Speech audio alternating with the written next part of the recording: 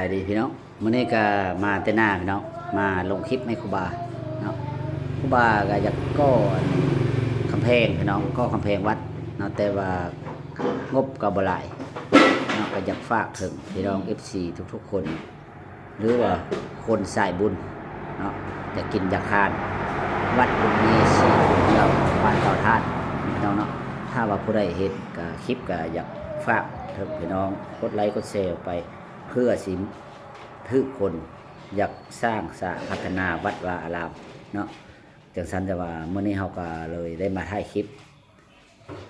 อยู่วัดให้เพราะน้องก็สิมาลงคลิปนะพี่น้องเนาะก็อยากฝากถึงนะพี่น้องเนาะในผู้ใดอยากกินอยากทานอยากสร้างอยากสร้างวัดวาอารามหรือว่าจะสร้างกำแพงกับทักทายมาหาเนาะมื่อนี้ก็มา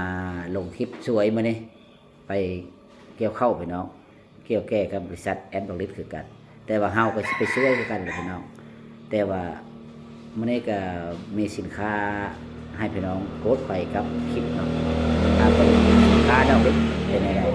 สินค้าหลายวันมอเป็นแบบๆก็ทักทายเข้ามานะพี่น้องว่าซื้อกินได้เงินซื้อแบบๆเข้าไปเบิ่งบัตรกุมภาปล่อยไฟ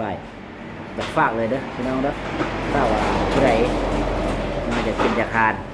เนาะในวัดวาอารามหรือว่าเฮ็ดกำแพงวัดก็ทักทายมาสิเอาบัญชีเข้าไว้ก็คือเว้าเลยพี่น้องถ้าว่ายังกินเงินวัดเงินว่าในนี้ก็สิโคย่อหมดเลยพี่น้อง